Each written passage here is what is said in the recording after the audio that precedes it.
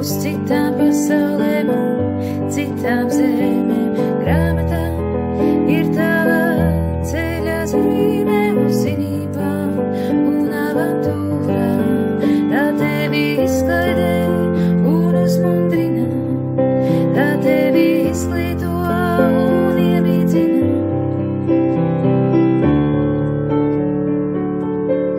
Nāc, lai bojām ar grāmatzīmi.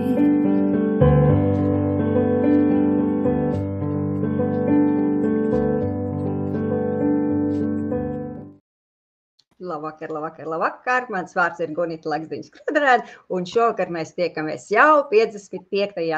grāmatzīmes raidījumā. Un mans viesis šovakar ir psihiatrs un psihoterapeits, 3 grāmatu autors Artūrs Utināns. Sveiks, Artūr! Sveiki, labvakar! Jā, sveiciens visiem skatītājiem un klausītājiem. Jūs droši komentāru sadaļā varat iesaistīties sarunā, uzdot jautājumus, komentēt atbildes un izdevīgā brīdī es šos komentārus uz ekrāna uzlikšu. Nu tad sākam. Mani klasiskie 3 jautājumi parasti ir, kas jūs esat, no kurienes jūs nākat un ar ko nodarbojaties? Jūs jau pateicāt, ka es esmu psihiatrs un psihoterapeits, varētu teikt, es esmu docents Rīgas Stradiņu universitātes psihosomatiskās medicīnas un psihoterapijas katedrā un arī tādu pašu nosaukumu klīnikā. Tātad katedrā kā pasniedzējs, klīnikā strādāju ar pacientiem, bet arī es esmu studiju programmas vadītājs, gatavoju jaunos psihoterapeitus un vadu visādi seminārus un supervīzijas viņiem. Tā vispār es esmu rīdzinieks, kaut gan mans uzvārds norāda, ka esmu no Latgales, jo tā tad vecāki pa mammas līniju, ja, un vectēvs vecmāte ir no Latgales, tur Preļu rajona, un latgaliski attiecīgi es arī māku, jo es tur bērnībā pavadīju, nezinu, pat kāds gadus 4, laikam 5 vai kāds pašā bērnībā. Kaut kā tā. Varbūt jūs varat tā īsi ieskicēt, kā tad paiet jūsu ikdiena. Jums ir tik daudz nodarbošanos. Mana ikdiena ir gluži parasta. Vai nu no šejienes es vadu kaut kādas nodarbības vai supervīzijas, vai arī es eju uz mūsu psihosomatiskās medicīnas un psihoterapijas katedru un klīniku. Un tātad tur strādāju visādos veidos ar studentiem, rezidentiem, pacientiem, tur kaut kādas tur rakstus jāgatavo un tam līdzīgi tādas lietas. Pirms braukt uz mājām, es trenējos aikido, tātad un es eju uz tādu treniņu zāli, ja? Tā ir tāda ļoti laba vingrošanas sistēma, kas saistīta, teiksim, tāda ķermeņa apzinātību, viņa tā kā varbūt teorētiski skaitās pie kaut kādām kaujas mākslām no senās Japānas, bet, īstenībā viņa, teiksim, kaujas māksla, teiksim, tāda īsti nav, priekš kaušanās, viņa īstenībā ļoti laba vingrošanas sistēma, līdzīgi kā ķīniešiem ir tai dzī, bet tas te ir tā vairāk pāros, un tas veicina gan tādu, kā es teicu, ķermeņa apzinātību, gan tādu relaksāciju, pretstresa metode, māca arī krist pareizi, piemēram, un arī tādu lunkanumu un lokanību. Krist vajag citreiz, jo es mēdzu braukt daudz ar velosipēdu, un ir gadījies tur visādi iemesli pēc nokrist, ja? Es skaitā pat uz bruģa akmens, bet pateicoties tam, ka ja izdodas pareizi noripot, tad tas ir pilnīgi, varētu teikt, bez jebkādām sekām. Un ar sievu mēs brīvdienās pārsvarā braucam uz savu lauku māju. kas ir Cēsu apgabalā, un tur mēs darbojamies, dārs, tur māja, tur zāle jāpļauj. Visapkārt tur ir mežs, un tāda ļoti patīkama vieta tādā dabas stūrītī. Un tā mēs tad atpūšamies, un tad svētdienas vakarā braucam atpakaļ uz Rīgu, lai atkal atkārtotu visu šo pašu, kā to saka, karmisko ciklu. Jā. Tad jums tā diezgan to fizisko. Jums bija mazliet tā kā troksnis fonā, kad jūs pateicāt, bet jūs teicāt kaut kāda, kas stabilis. Ka jums ir ļoti sabalansēts gan fiziskais darbs, gan garīgais un strādāšana un atpūta.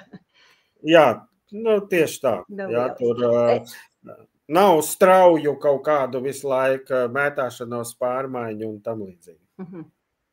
Mēs esam satikušies raidījumā par un ap grāmatām, un es jau sākumā minēju, ka jums ir 3 grāmatas ar diezgan gariem un sarežģītiem nosaukumiem. Mēģināšu nolasīt. Pirmā grāmata iznāca 2005. gadā Cilvēka psihe, tās darbība, funkcionēšanas traucējumi un ārstēšanas iespējas. Otrā grāmata 2008. gadā DNS, matrice un cilvēku uzvedība. Un trešā grāmata, kas man personīgi kā romantiskā žanra romāna autoram šķita ļoti interesanta, ir 2009. gadā iznākusi romantiskā mīlestība un psihiskie traucējumi. Pastāstiet lūdzu mums, kāds bija jūsu ceļš uz grāmatām. Tie ir kaut kādi zinātniski pētnieciskie darbi, kur ir izstrādāti darba vajadzībām, vai tas ir tāds, nezinu, prasījās uzrakstīt par šo tēmu? Pirmā grāmata Cilvēka psihē man prasīja to uzrakstīt, ja? Un tur nav mans pētnieciskais darbs, drīzāk to varētu nosaukt par tādu plašu literatūras apskatu, jo man patīk tāds plašs skatījums šajās prāta zinātnēs vai cilvēku uzvedības zinātnēs, ja tā varētu teikt, kas ietver ļoti daudz virzienus, gan psiholoģija, psihiatrija, psihoanalīze, antropoloģija, socioloģija, tur neirobioloģija, uzvedības ģenētika, viss tāds zinātnes. Un man baigi patīk visu to salikt kopā. Ja? Pētniecība parasti ir, ka izvēlās kaut kādu pētniecības ļoti šauri. No A mēs varam izsecināt, ka tas ietekmē B, un tad laikam būs C. Ja? Bet tieši man patīk, kad ir tāds šis plašais skatījums, kāds arī principā jābūt psihoterapeitam, jo psihoterapeits, viņš nevar vadīties tikai pēc vienas teorijas, ja? Vai tur kaut kādas bioloģiskas, vai tur kaut kādas vienas, vai Freida, vai Junga kaut kādām teorijām, jo viss tas ir, tā kā kaut kādā ziņā šauras, ja? Bet tās situācijas, kas jāanalizē pacientu dzīvē, tas ir no visādiem plašiem aspektiem. Un pasūtījums bija arī ģimenes ārstu asociācijai, lai to varētu izmantot kaut kā arī ģimenes ārsti, saprast varbūt, kad medikamentiem jārastē, kad var sūtīt pie psihoterapeita un teiksim, kad sūtīt pie psihologa un varbūt arī kā saprast. Jo iepriekš psihiatriskās grāmatas, kas bija Latvijā, viņas pārsvarā nodarbojas ar simptomu aprakstot. Ir tāda un tāda traucējums, un tad viņai raksturīgi tādi simptomi un tādi simptomi, un tad tur pieņemsim zāļu ārstēšanu. Tad pie tādas dodam tādas zāles, pie šitā dodam šitādas zāles. Bet tā, ka kā to faktiski iesāk psihoterapeitiskā tradīcija, ka vajag saprast, piemēram, kāpēc šis cilvēks uztraucās, ka viņam var būt vēzis. Šis cilvēks atkal savukārt cieš no pārlieku greizsirdības un viņš tur visu laiku seko, tur nezinu, savai sievai vai vīram, un ne par ko citu nav spējīgs domāt, jā. Vēl cits cilvēks saka, ka dzīvē nav jēgas, un tā tālāk, jā. Un tad līdz ar to sanāca tāda ļoti bieza grāmata, šī cilvēka psihe, pāri pa 500 lapusēm, kuru īstenībā es uzrakstīju daudz agrāk nekā vienkārši, lai tik bieza grāmata izdot, tur ilgi meklēja finansu līdzekļus un tam līdzīgi, un tā beigās viņi tur 2005. Gadā arī iznāca. Tā kā no mūsu, varbūt, dienām skatoties, faktiski tur ir līdz kaut kādi 2000. Gada dati, jā, tā tad, kas varētu skatīties jau paveci. Tās pārējās divas grāmatas, jā, tās vairāk tā kā bija manis paša iniciatīva, par to DNS matrici un cilvēku uzvedība. No vienas puses man paprasīja, vai es nevaru vienkāršāk uzrakstīt, kas būtu nespeciālistiem, jā. Un tā pašā laikā es arī padomāju, ka vajadzētu tā, lai interesantāk lasītos. Ja? Un toreiz bija iznākusi šī filma Matrice, jeb Matrix, tātad, kurā, tā kā, ja kāds nezina, nav redzējis šo slaveno filmu Brāļu Vaškovsku, tad tur tā kā galvenais varonis Neo uzzina, ka tā pasaule, kurā viņš dzīvo, un tā kā mēs tagad ejam uz darbu, kā es pastāstīju, braucam tur brīvdienās uz savu tur lauku māju, tā ir visa virtuāla ilūzija, ka mūsu ķermeņi sen jau ir sagūstījuši, var sakot, mākslīgais intelekts, roboti, jā, viņi grib izmantot mūsu ķermeņus, lai mēs būtu tā kā enerģijas baterijas, bet lai mēs neko īstenībā mēs guļam tur tādā kokonā, bet lai neviens neko nenojaustu, ir uzburta pasaule un vienkārši mūsu virtuālais es staigā, un viņš domā, ka tā arī ir īstenība. Un lieta tāda, ka mūsdienu neirozinātnes tā arī tagad saprot smadzeņu darbību, ka tas arī ir Matrix, ja? Ka īstenībā brīvās gribas mums nav, jo vispār visa darbība rodas neironos, visas domas rodas neironos, emocijas, lēmumus pieņem neironu, ja? Tātad motivācija, tā pati mīlestība, seks un tā tālāk. Tās ir motivācijas sistēmas, kas pirmkārt izveidošās evolūcijas gaitā. Ja?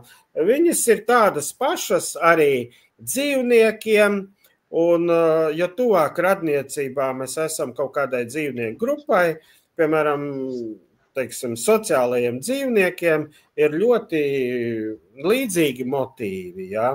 Ja mēs ņemam, piemēram, pērtiķus, bet arī sociālajiem kukaiņiem ir daudz kas līdzīgs, viņiem arī ir civilizācijas, viņi ceļ tur grandiozas pilis, viņiem ir tur karalis un karaliene, un ir darbā skudra strādnieki, un ir karavīri, un ir aukles, un ir zemkopji, un vēl visādas entās funkcijas, ja. Tāpēc paralēli Matrixam es arī izvēlējos tur paralēli likt citātus no tādām grāmatām kā Bišu slepenā dzīve un Termītu slepenā dzīve, ja. Un lūk, šis gēnu, ja, kas apakšā tā visa stāv gēni, ja, tātad no zinātniskā viedokļa, protams, iespējams, ka mūs ir, tā sakot, tur savā ilūzija gūstā kaut kādi roboti, ja, bet, ir pat tāda teorija, bet, zinātnieki domā, ja, ka, tas, kas izveido visu šo matriksu, ja, tie ir gēni, ja. Un tas balstās uz tādu grāmatu Richarda Dawkinsa Sautīgais gēns, ja, kas ir par evolūcijas teorijām. Nu, un tāpēc no tā viedokļa jau cilvēkiem liekas, ka viņi pieņem lēmumus paši, bet tomēr īstenībā lēmums pieņem smadzenes. Ja. Tagad to pētījumu daudz apstiprina, ka man jau ir žēl, ka es daudz ko no tā nezināju agrāk, ka rakstīju šo grāmatu. Piemēram, es tur aprakstīju visus tos instinktus, kas mums ir seks, romantiskā mīlestība, tieksme pēc sociālā statusa un varas un piederēt kaut kādai grupai. Tas ir viss tāpēc, ka mēs evolūcijā esam attīstījušies kā sociālie dzīvnieki. Bet vajadzēja minēt vēl miegu, ka tas mūsu smadzeņu matriks. Tik žēl, ka es neminēju šo argumentu miegs un neaprakstīju, jo faktiski miegs atņem mums 1/3 dzīves. Ja? Ir pat tāda, tur pasaka, kurā tur uzdod jautājumus, vajag atminēt, kas ir vissaldākais. Un tad tur citi saka medus, citi vīns, bet pareizi atbild bija miegs. Ja? Bet lieta tāda, ka miegs ir, var sakot, smadzenes nozog mums 1/3 dzīves. Ja? Un mēs neko nevaram izdarīt. Vienkārši tev ir jāiet gulēt un viss. Ja? Tas ir pirmais matriksa programmas virziens. Bet vai tad to nevajag mūsu organismam, lai viņš atpūstos, reģenerētos? Jā, bet kas to izdomāja? Kāpēc nevarēja iztikt bez miega? Kāpēc nevarēja reģenerēties bez miega? Ja? Tāpēc, ka evolūcija to tā izdomāja. Ja? Un tas bija bez mūsu apziņas iesaistes. Mums neviens nepaprasīja to, vai mēs gribam vai nē. Ja. Bet mēs jau nezinām, varbūt pirmajiem cilvēkiem kāds pajautāja. Bet mēs zinām, ka dzīvnieki dara to pašu, ja, arī guļ. Ja, tā tad vai grib vai negrib, un viņiem tāpat darbojas smadzenes, viņiem ir šīs pašas instinktīvās sistēmas. Šis pats miegs, tā pati ēšana, tas pats seks, viņiem ir tā pati romantiskā mīlestība, jeb monogāmija. Jā, ir dzīvnieku sugas, kas ir monogāmāks nekā cilvēki, un ir vēl uzticamāks saviem partneriem nekā, piemēram, ir cilvēki.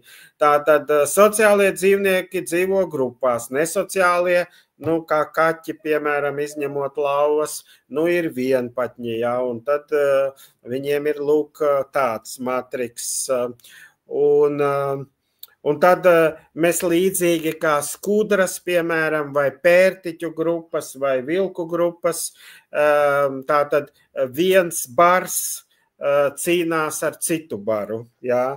Un skudrām, vilku bari un pērtiķa bari ir mazāki, bet tur arī ir savējie un ir sveši. Ja tie ir svešinieki, tad, piemēram, ar viņiem var būt karš, un viņus, piemēram, galina nost. Skudrām vispār ir gandrīz tāpat tā kā pie mums. Jā. Tur ir miljons pret miljonu, tur saņem gūstekņus, tas ir vergus, jā. Un tā tad vergus arī izmanto, vai arī, vispār ir genocīds, jā, kaut kādu, piemēram, varbūt tā, kad svešas tur skudras pieaugušos īpatņus iznīcina, bet kūniņas paņem un tad tie izaug pa vergiem šai sugai. Tā kā, un mēs arī tāpat cīnāmies, kur mēs redzam, kas patreiz pasaulē notiek, un pasauli nevar vienoties, ka, piemēram, mēs visi esam viena suga, tur viena rase, jā, un nav nekāda nozīme, kādā valodā tur runā, jā. Valodas mums ir, līdzāk tā kā skudrām feromonu. Viņas arī savējo no svešiem atšķir pēc feromonu, pēc smaržas. Mēs pēc izskatā, pēc valodas, jā, pēc tur apģērba. Un tas turpināsies, jā, problēma ir, tas turpināsies, tas visdrīzāk nekad nebeigsies, jo vienkārši mēs nevaram pārvarēt šos instinktus, kas ir mūsos iekšā. Nu, lūk, un tāpēc grāmatā Matrix, es teiktu, ir tāda dziļākā grāmata manā skatījumā, ko es esmu uzrakstījis par to cilvēka šo, nu, teiksim, uzvedības motīviem, kas tad ir tie dziļākie motīvi. Un tagad mūsdienās ir arī, nu, tur daudz tā kā citas grāmatas, bet, nu, piemēram, Harari grāmata, Homo Deus, jā, nu, es tā teiktu, ļoti daudz paralēls ir ar manu grāmatu. Nu, var tikai ieteikt izlasīt, ja tur salīdzināt, protams, varbūt nelieto vārdu Matrix, bet nu tā, principā, nu, vēl mēs tagad no neirobioloģijas zinām, ka, piemēram, ko cilvēki daudz neapzinās, zināt, ka apkārtējā pasaule ārpus mūsu smadzenēm, viņā nav gaismas. Jūs zinājāt, ka apkārtējā ārējā pasaulē nav gaismas? Un ārējā pasaulē nav krāsu, vispār nav krāsu. Nu, varētu būt, ka kāda smadzeņu daļiņa zināja, jo visticamāk, ka ilustrētajā zinātnē, kurā es strādāju par literāro redaktoru, par šo ir kaut kas minēts. Bet tā kā es esmu pati citā burbulī, tad tas ir kaut kur aizķēries un nav līdz apziņai aizgājis. Jā, lieta tāda, ka gaisma un krāsas ir mūsu smadzeņu virtuāls veidojums. Jā? Tātad mūsu acīs pienāk tikai elektromagnētiskie viļņi, kas tāpat kā visi elektromagnētiskie viļņi, radioviļņi, gamma, tur ultra, infra, viņi nav redzami. Jā? Šis elektromagnētiskais vilnis aktivē darbības potenciālu tātad uz mūsu tīklenes, kas tālāk skrien pa redzes nervu, uz pakauša daivu, un tas, kas darbības potenciāls ir tā pati elektrība, vienīgi atšķirībā no, nu, teiksim, parastās elektrības, kur elektroni skrien, tur skrien joni. Piedevām viņi skrien nevis tur pa nervu garu zara virzību, bet gan iet cauri membrānai iekšā ārā. Jā. Ir tāds atvilnis, ka stadionā, kad cilvēki pieceļās un apsēžās, veicinot rokas, izskatās, ka vilnis skrien pāri stadionam. Nu, tāpatās šis darbības potenciāls ir tāds nātrijas kālī, tur pieceļās un apsēžās, un tāds vilnis skrien uz pakauša daivu, un pakauša daivā dažādus viļņu garumus pārvērš par atšķirīgām krāsām. Kā notiek šis pārvēršanas process, tas gan ir noslēpums zinātnē, bet mēs zinām, ka tas notiek tur pakauša daivā, izveidojā, tur ir neironi, kas reģistrē šos kontrastus, viņi reģistrē kustības, viņi reģistrē telpas dziļumu, atkal citi neironi, visas kopā darbojoties mums izveidojas šīs apkārtējās pasaules aina, un principā mēs redzam online video kameru. Naktī mēs sapņojam, šī video kamera ir atkārtojuma režīmā. Tā mēs redzam halucinācijas, un mums liekas, ka tas ir tikpat reāli. Ja? Tikai no rīta pamostoties, mēs saprotam, ka tas bija sapnis. Un apkārtējā pasaulē tāpat nav skaņu, apkārtējā pasaule pilnīgi klusa. Gaisa viļņu svārstības atnāk līdz mūsu bunkplēvītei, ierosina to pašu darbības potenciālu, pilnīgi ne ar ko neatšķirās no optiskā. Tātad nātrijas kālī pieceļās un apsēžās, un smadzenes to pārvērš par skaņu. Ja? Un tur smadzenēs ir arī tāda ķīniešu istabā, kurā dzimto valodu pārvērš saprotamā veidā. Bet nedzimtās valodas mēs nesaprotam, tas ir vienkārši kaut kāds skaņu savārstījums, tur sohili vai parsī vai vēl kaut kas. Un tāpat apkārtējā pasaule nav ne garšīga, ne negaršīga, ne smaržīga, ne nesmaržīga, un arī sāpes vai patīkamas sajūtas, viss tas ir darbības potenciāls, elektrisko signālu ķēde, un mūsu smadzenes to uzbur. Jā, ka cilvēki Nu, uzskata, jā, ka tur priekšmets ir garšīgs vai negaršīgs, vai smaržīgs vai nesmaržīgs. Jā. Vai zināt, kā Bībelē rakstīts, ka pirmā dienā gaisma radās. Jā. Gaisma te nevar rasties, ja nav smadzeņu. Nu, tā tad tas ir tas, ko es sauktu par smadzeņu izveidot matriks, tāpēc varbūt es ar to grāmatu tā kā visvairāk lepotos. Nu, un tad trešā ir tā romantiskā mīlestība, kas izklausās pēc māda vieglā žanra saucamā. Savukārt tā otrā daļa psihiskie traucējumi, tie atkal bišķiņ tā varbūt varat īsumā kaut kādu vienu atziņu no šīs grāmatas, kas tur tā kā ir secināts. Nu, pirmām kārtām, ka mums ir tāda dziņa mīlestība vairāk vai mazāk būt monogāmiem, ja? Bet tas neobligāti nozīmē, ka monogāms uz visu mūžu. Mums vairāk ir tā saucamā seriālā monogāmija, ik pa brīdi tomēr tā mīlestība pret partneri var pazust. Ja? Un tad mēs meklējam nākamo. Īstenībā mums ir divas sistēmas, pat viena ir īstermiņa mīlestība, otra ir tāda ilgtermiņa. Ja? Nākamā lieta, ka visiem mums galvā ir partnera ideāls, teiksim tā. Ja? Un mēs iemīlamies tad, kad kāds reālais cilvēks sakrīta mūsu partnera ideālu galvā. Ja? Ir noteikts īpašību komplekts, kam ir jāsakrīt gan izskatā, gan uzvedībā, rakstura īpašībās. Ja? Un tad, piemēram, ja ir kaut kāda kritiskā masa, tad šī iemīlēšanās notiek. Ja? Un tālāk pēc oreola efekta vai rozā brillēm mēs pieliekam, ka šim partnerim ir visas pārējās vajadzīgās pozitīvās īpašības. Kopdzīves laikā mēs atrodam, ka izrādās, ka to citu īpašību tomēr nav, jā, kā sākumā likās. Tur darbojās tāds dopamīns un noradrenalīns, jā, tauriņa vēderā. Un tad pamazām mēs tad ievērojam, ka tādi trūkumi ir un šitādi trūkumi, jā. Līdz ar to tā īstermiņa mīlestība tur kādu 3 gadu laikā pāriet. Ja zināt, Beigbederam ir tāda grāmata, pat mīla ilgs 3 gadus, ja kaut kā tā viņa saucās. Nu, tad tur atkarībā, ja tā ir aktivēsies otra sistēma, tāds oksitocīns un vazopresīns, tad veidojās tālāk vairāk tāda mīlestība ar siltām emocijām, bet bez kaislas.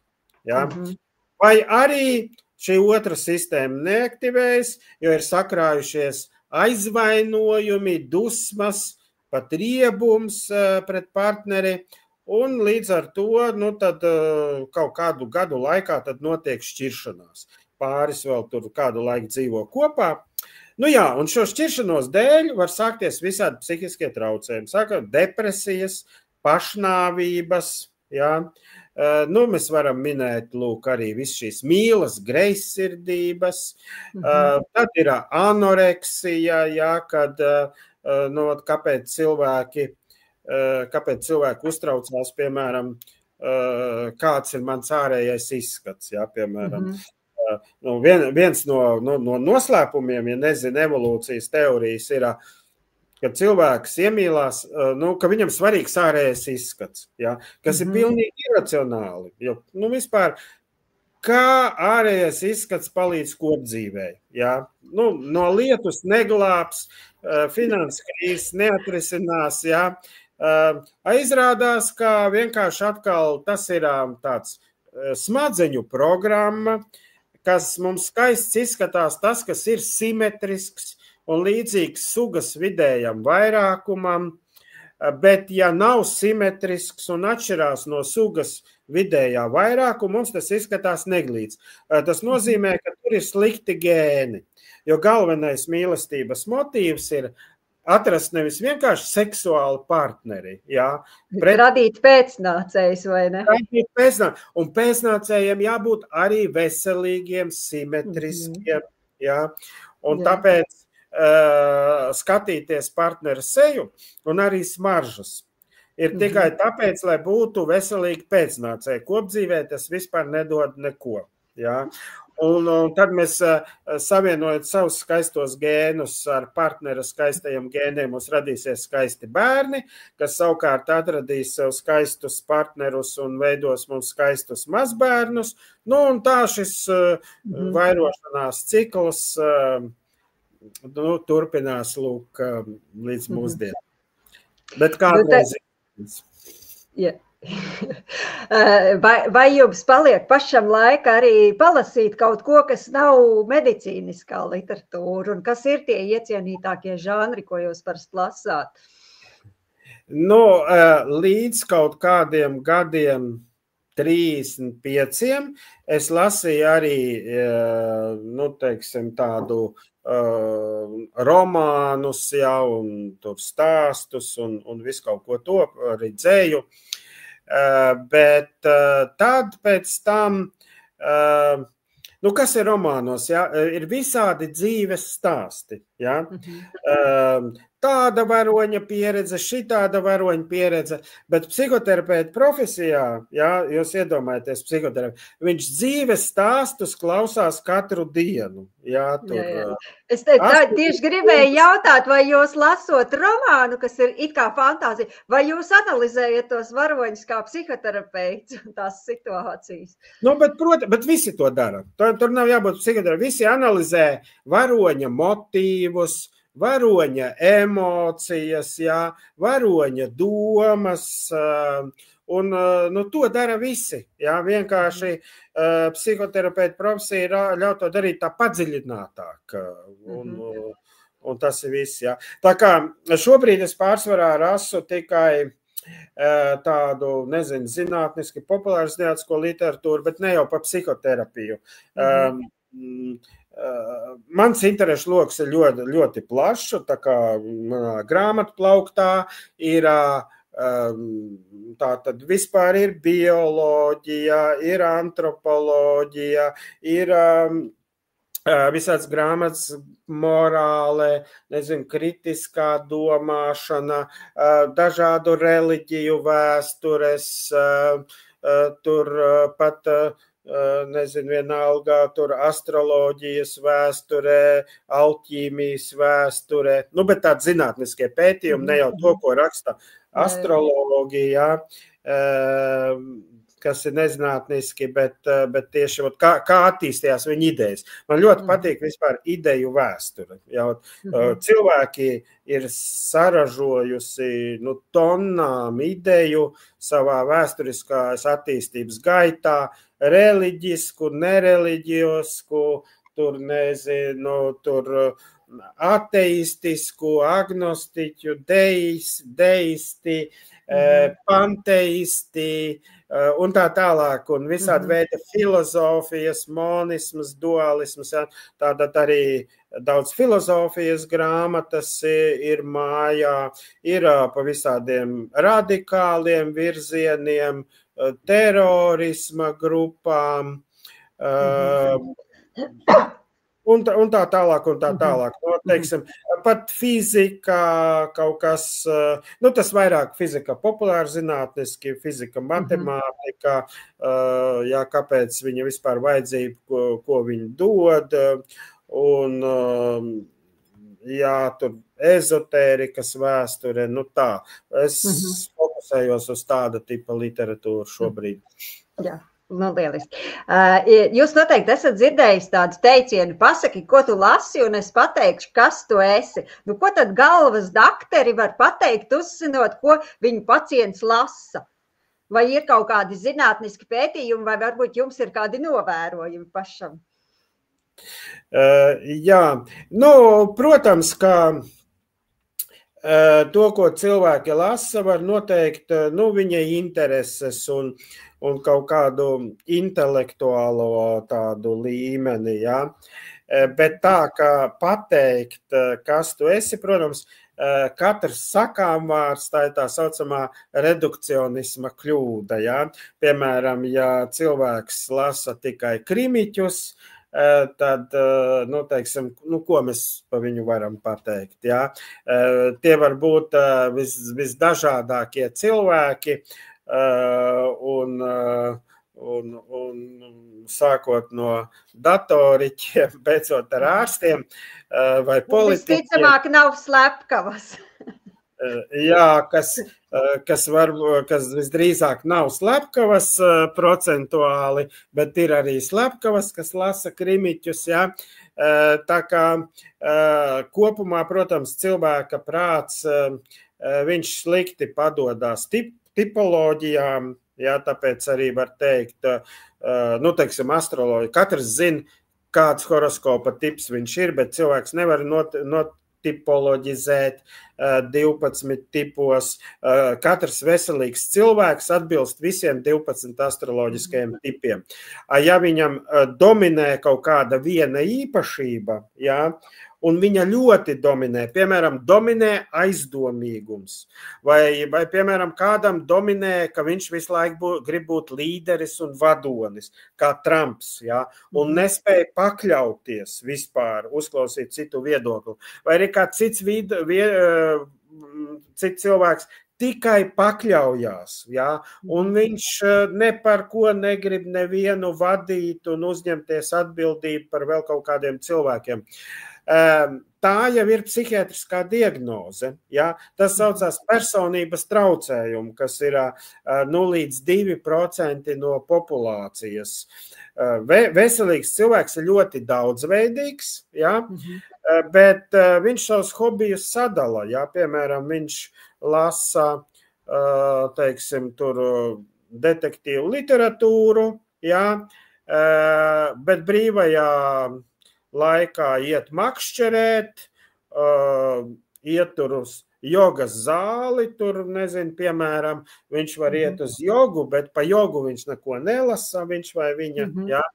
Tā kā tādā ziņā mēs, nu, neko pateikt nevaram. Bez tam arī tad būtu jāprasa, nu, viens detektīvs cilvēkam patīk, cits nepatīk, jā. Detektīvi arī ļoti dažādu žanru, tur, kā, nezinu, tur tā kā Sherlocks Holmes un Poirot un tā tālāk, ja, kas tur tāds baigi gudrais intelektuāls un citi tādi, kas ir kaut kā sakombinēti ar kaut kādu šausmu, teiksim, literatūru, tur pilnīgs sirdstrīts lasot, jā, un tur vēl kaut kādi var būt no slepkavas, kā galvenā varoņa, nu, skatījumi, jā, nu, kā piemēram, nu, tur tās filmas, Dexters ir, jā, un tam līdzīgi.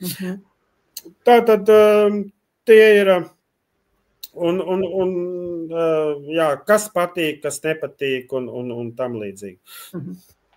Bet attiecībā uz rakstniekiem, tad var kaut ko pateikt, kur žanru viņš izvēlas tā kā par savējo, vai varētu viņu kaut kādā rāmītī ielikt, ko tas par viņu pasaka?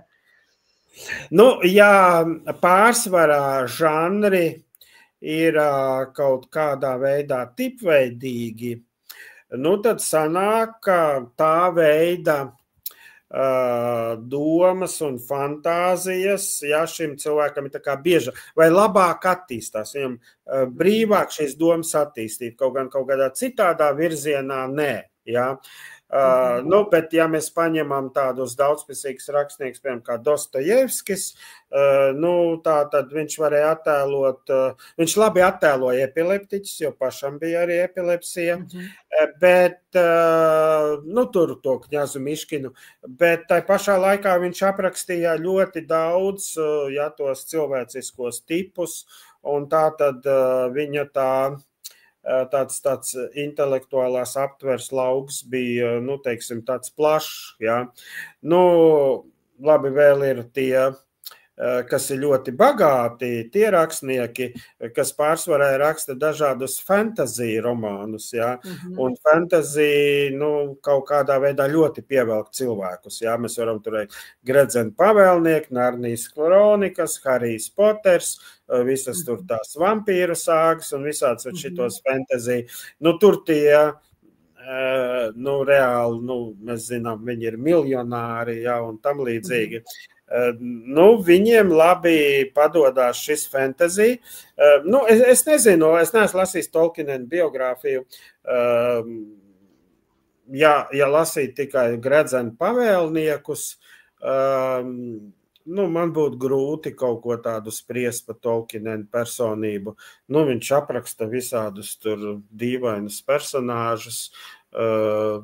Varbūt, varētu pateikt, laikam viņš ir vairāk tāds introverts, kurš dzīvo iekšējo fantāziju pasaulē, mazāk ekstraverts, jā. Tā apmēram, kas ir tā ļoti vispārināti. Un atgriežoties pie tiem krimiķiem, ļoti daudz cilvēki izvēlas viņu, šo žanru kā izklaidējošu, smadzenes atpūtinošu lasāmiem, un ļoti daudz, starp citu, vismaz manā burbulī zināmie pedagogi lasa krimiķus. Vai jums ir kāds skaidrojums, kāpēc tā, ko tie cilvēki, ko mēs meklējam tais krimiķos, vai ko mēs atrodam, kāpēc mums prasās tieši to literatūru, kas pēc savas būtības ir diezgan šausmīga un varbūt pat depresijā dzenošas tēmas? Depresijā dzenošas diez vai, ja neskait kaut kādus atsevišķus darbus, jo parasti tomēr krimiķiem, detektīvu stāstiem ir laimīgas beigas. Ja? Tas ir tādā ziņā laimīgas, ka slepkava tiek atrasts. Ja?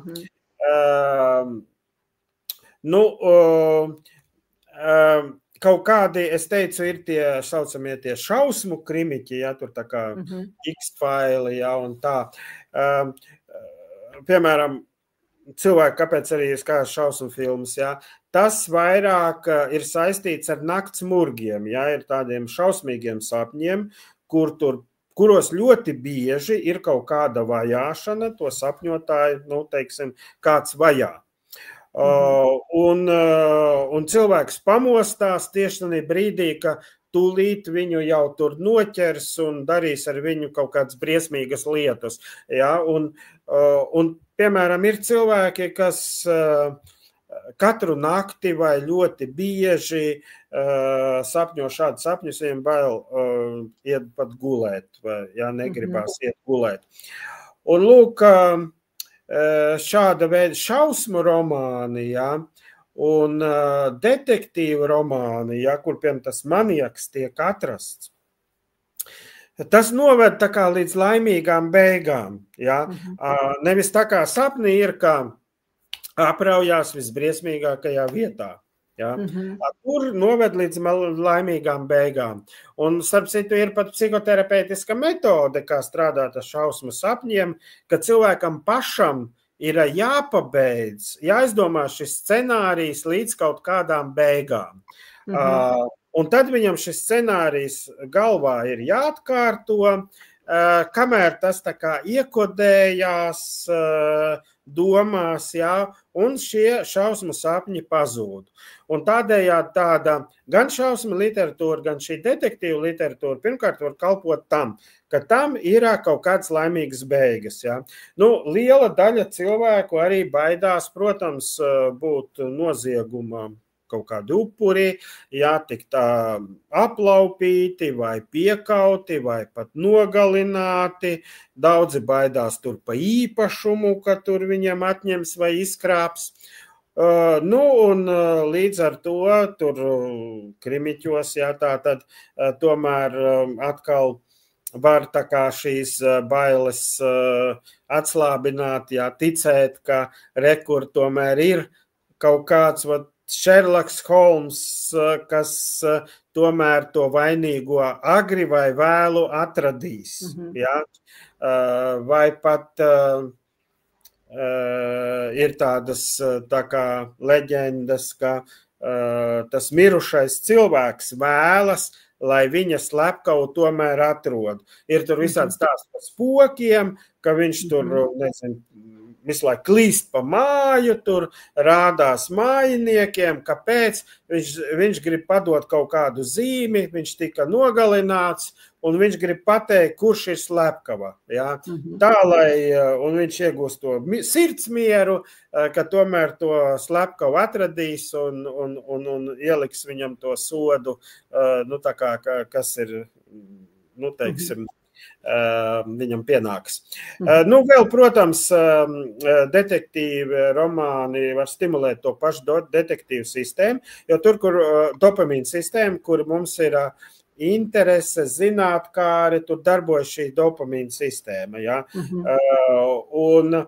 Un vienkārši tas detektīvs savukārt, tā kā Agatai Kristī, piemēram, ir tās tā kā prāta mežģis. Ja? Tāds arī cilvēkiem patīk. Ja? Tur, teiksim, mēģināt uzminēt, kurš tad tur no tiem jahtas dalībniekiem vai tā viesību dalībniekiem, kas ir tikai 7, ja? Kurš tad būs tas, teiksim, vainīgais. Ja? Un tad, kurš visaizdomīgāk uzvedās, jā.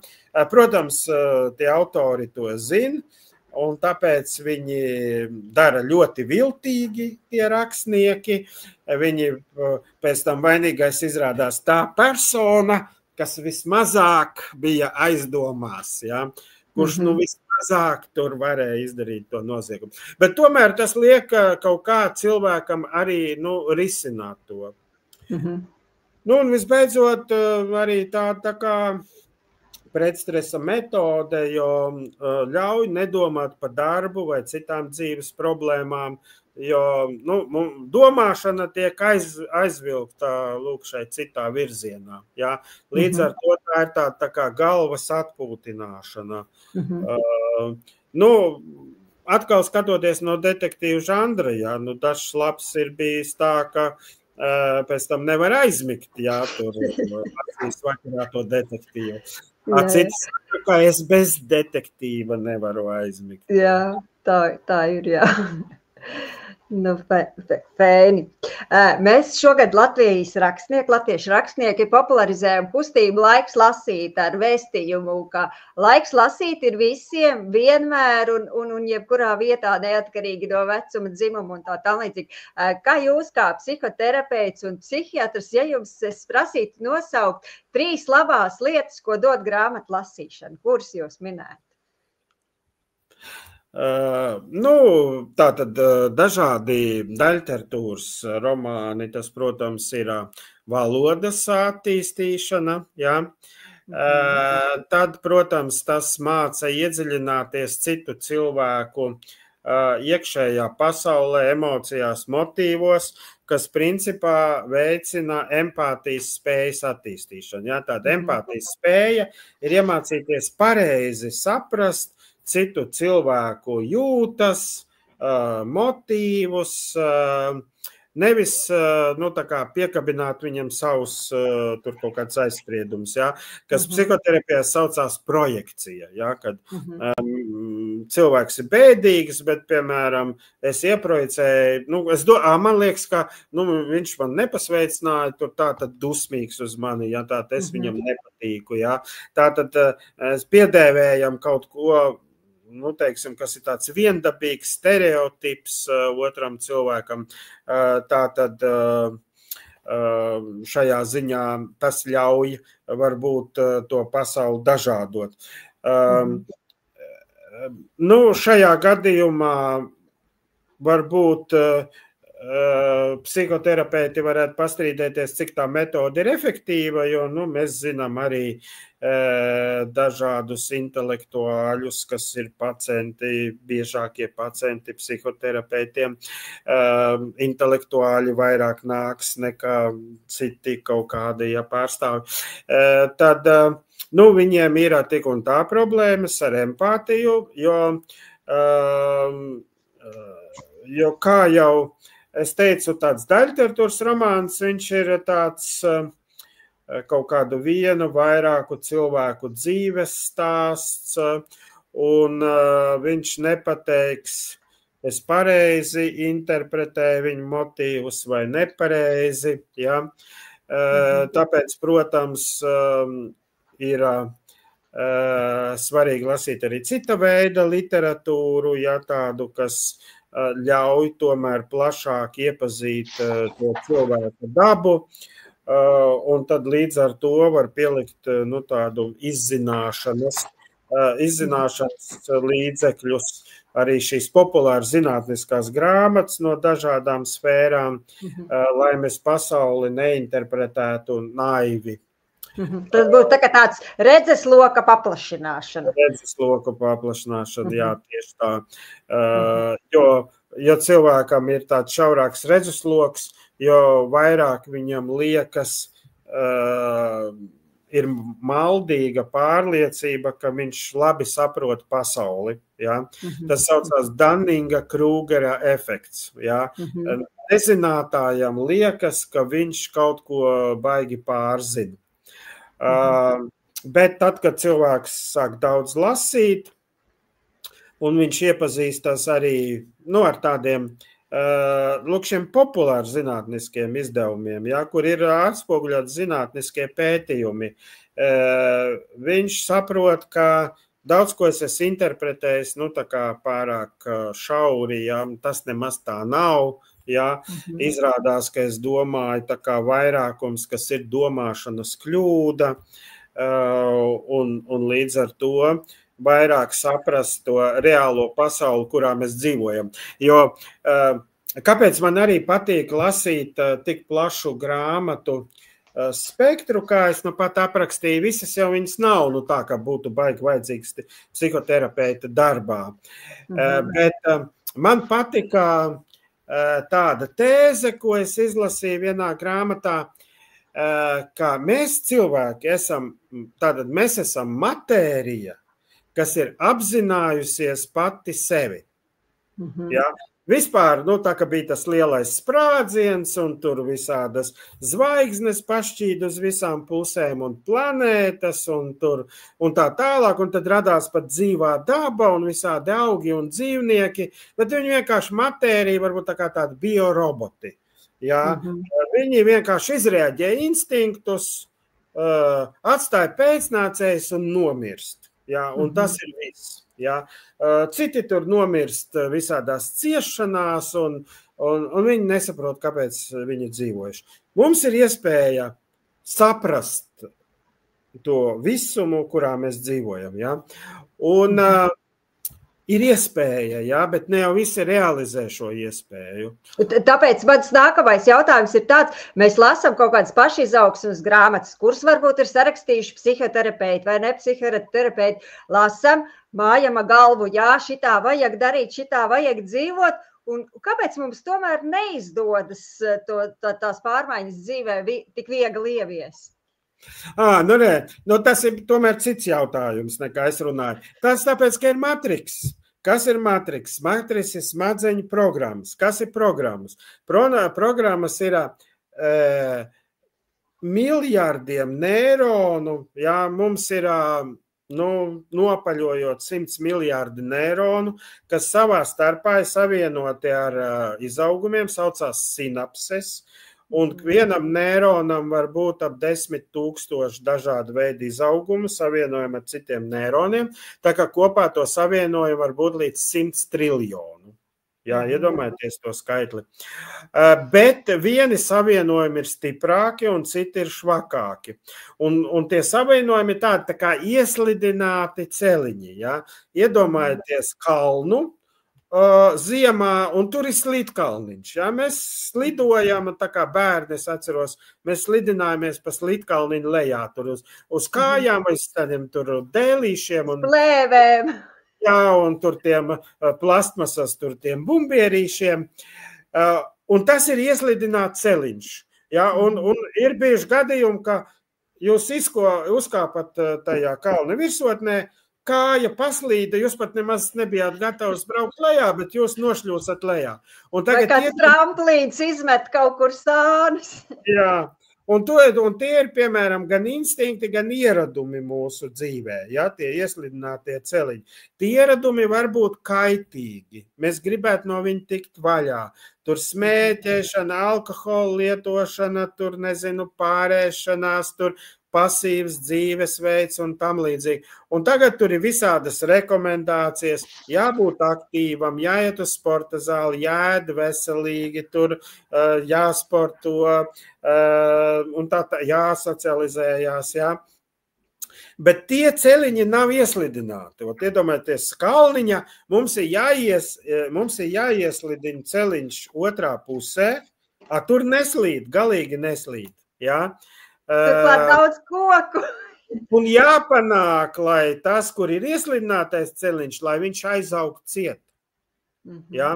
Tāpēc, teiksim, ne tikai grāmatas var nepalīdzēt, psihoterapija var nepalīdzēt, kaut cilvēks iet 10 gadus pie psihoterapeita, jā, var nepalīdzēt visādas elektrošoka terapijas un transmagnētiskās. Tāds mūsdienās arī vēl izmanto elektrošoku? Jā, pret depresiju izmanto.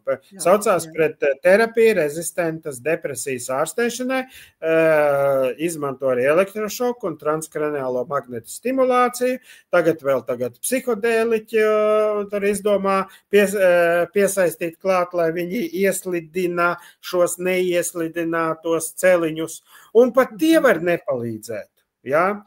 Tāpēc, saprotat, domas nav tā kaut kāds tāds astrāls, ja? Tā kā tagad hops es domāju tā, tagad hops es domāju savādāk. Nē, ja viņas ir matriksā ieliktas, viņas ir baigi grūti mainīt, dažas neiespējami, dažas grūti, pastāvīgi jāpieliek enerģija. Ja? Enerģija var būt lielāka nekā piespiežot sevi iet uz sporta zāli. Un tāpēc daudziem cilvēkiem nekas nesanāk līdz mūsu beigām. Nu jā. Nu, kā ir, tā ir, jā. Jūs jau pieminējāt mazliet bērnības atmiņas. Tad ir tāds jautājums, vai jūs atceraties savu bērnības mīļāko grāmatu?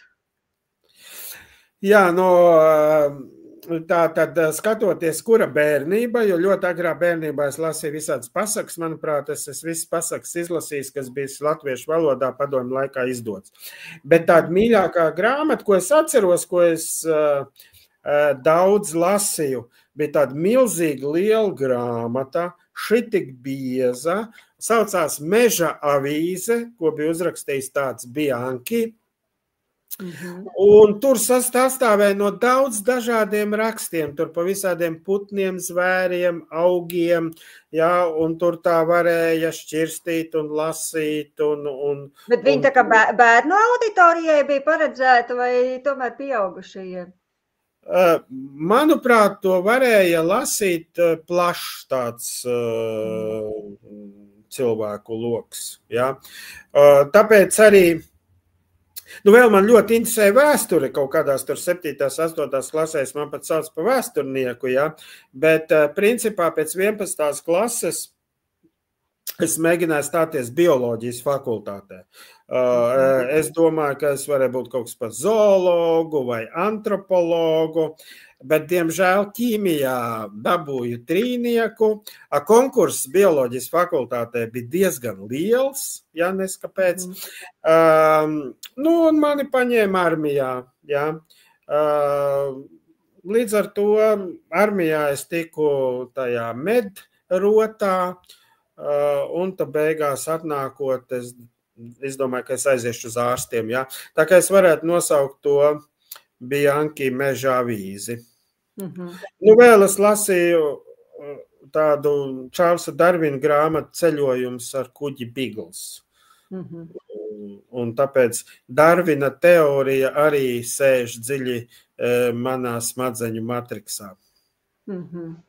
Vai jums ir kāda grāmata, kur ir jums kaut kādā veidā mainījusi uzskatus vai varbūt pat ietekmējusi dzīvi?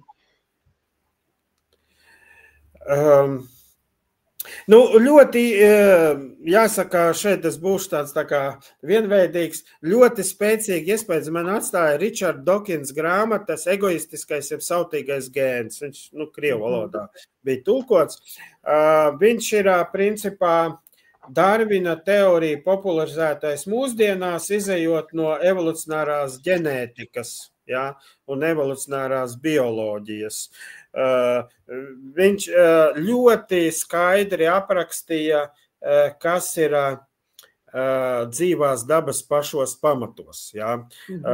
Ko neviens tā tik labi nebija aprakstījis, ka vienkārši ir šī DNS molekula, un viņa ir tāda pati ķīmiska molekula kā visas citas, ar vienu atšķirību, ka viņa no vienas molekulas veidojas divas, tieši vienādas.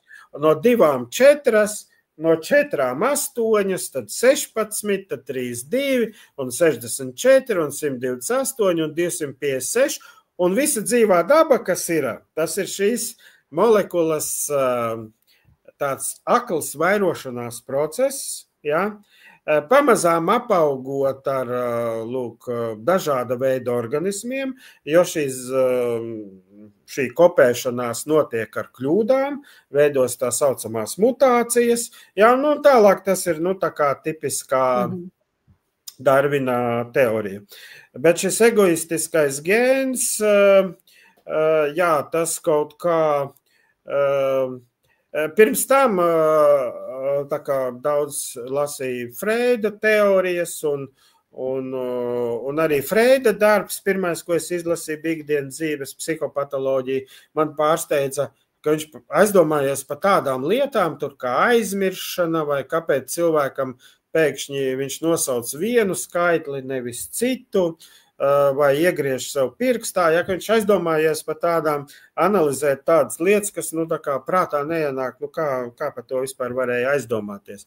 Bet tā Richarda Dawkinsa grāmata, viņa tā kā ir daudz zinātniskāka, ja, tur viņa ir,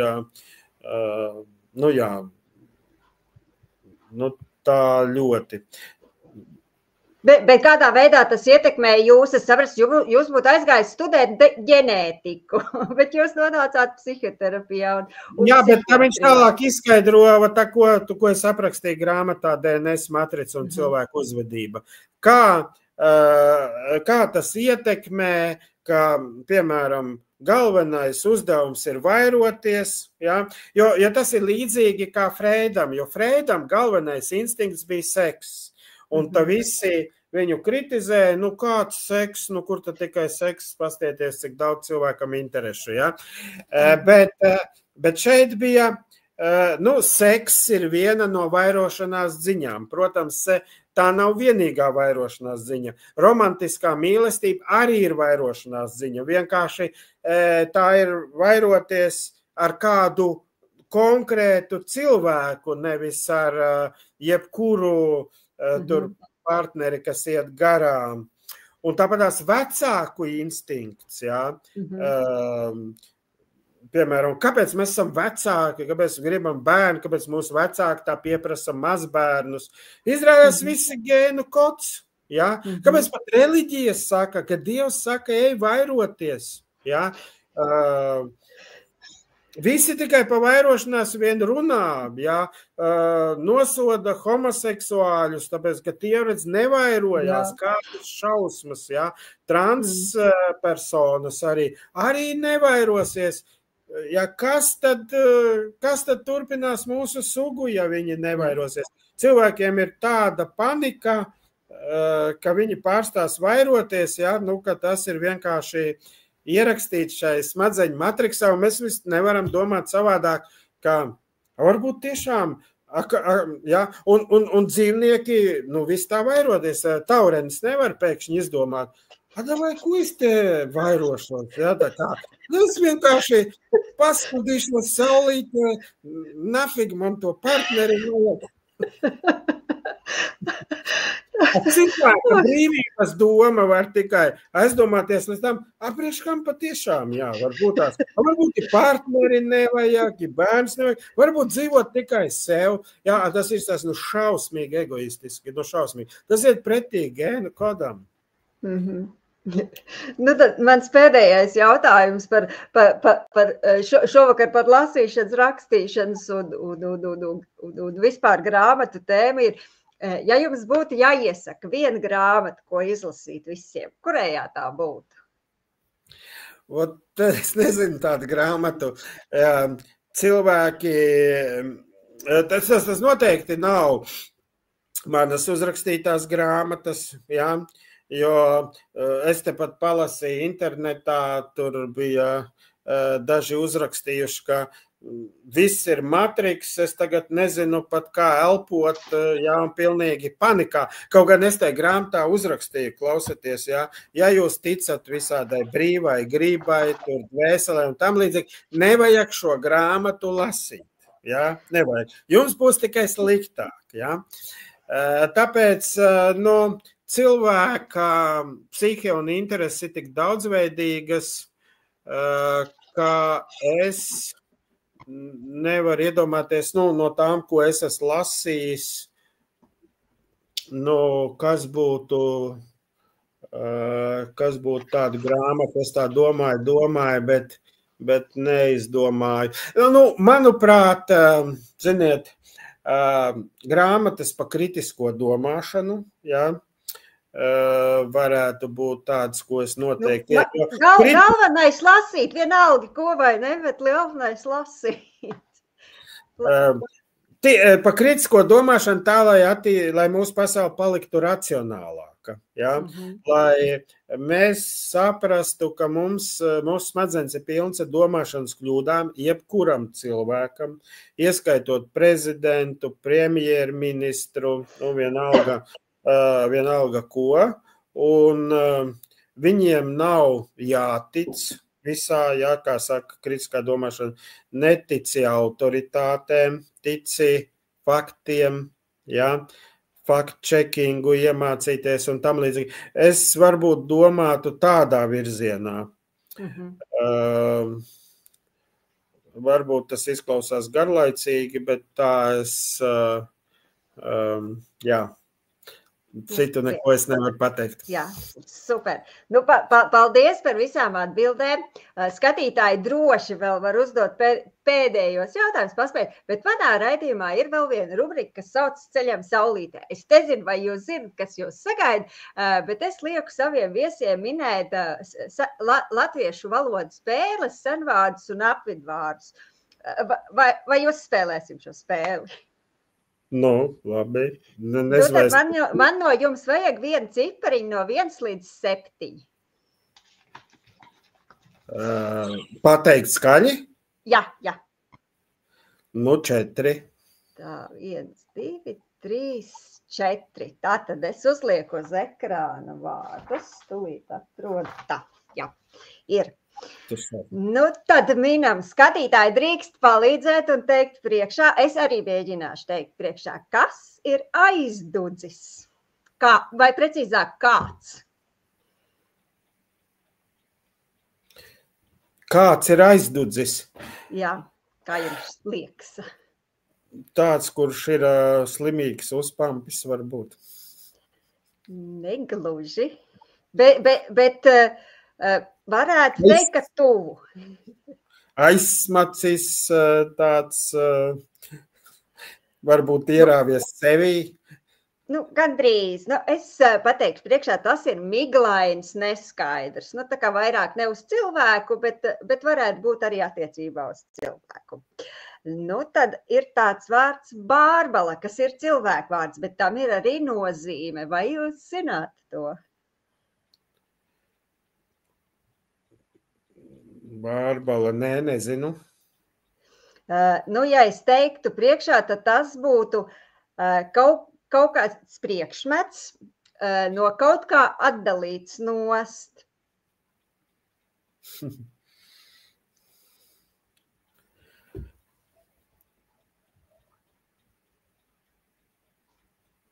Nebūs varianti, ja? Plāna atdalīta sloksne, piemēram, bērza tās. Šo es arī nezināju. Vajadzēs uzjautāt manai redaktorei Bārbalai Simpsonai no Zvaigznes, vai viņi zina, ko viņas vārds nozīmē. Tad ejam tālāk. 3. Kas ir cilas? Arī nezinu. Ja es teiktu, ka saistīts ar Zemi, bet ne kā planētu, bet vairāk kā augsni. Un ar aršanu saistīts. Tad varbūt tie, kas tā kā tie āķi, kas ar? Nē. Vai ecešām nevar būt? Ne tehnikai, bet tieši zemei. Tad, kad viņa paceļās, apveļās otrādi, tur ecēšanas. Tā vēlēni jūs domājat? Jā, apmēram tā nozīme, kas ir literārās valodas vārnīcā, ir blīvas zemes pikas kukuržņi arumos. Tad varētu teikt, ka tās ir tās pašas vēlēnas. Jā, tas bija tas. Ejam tālāk. 4. Cipstēt. Tas nav čiepstēt. Precīzi, tas ir čiepstēt. Jā. Redziet, cik ātri ar šo gāja. Tad tālāk 5. delps. Kādas varbūt kaut kāds tur virziens, kurā virzienā? Cilvēka ķermeņa daļa ļoti līdzīgi, kā arī ikdienā saka, tikai viens burtiņš citādāk. Kaut kas ar delnu? Nē, bišķiņ augstākā par delvu. Par delnu, tā. Es jau pateicu priekšā, delms, tā ir šī daļa. Tā kā. Tad ejam tālāk. 6. jumprava. Kaut kāda jaunava. Kas tad? Kaut kāda jaunava.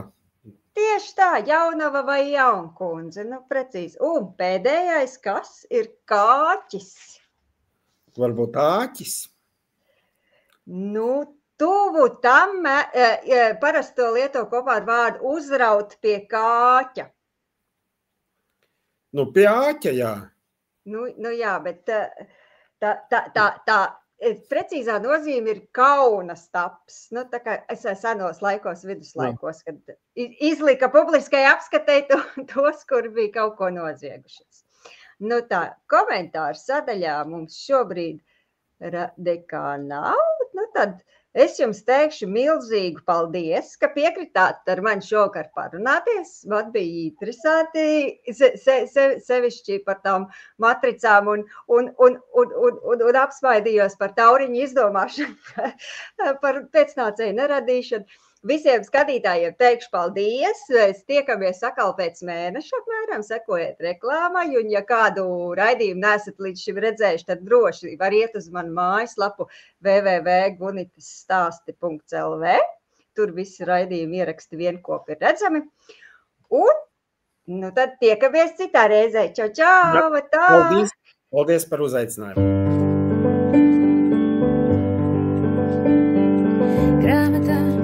Ir tava ceļa zīme uz citām pasaulēm un citām zemēm.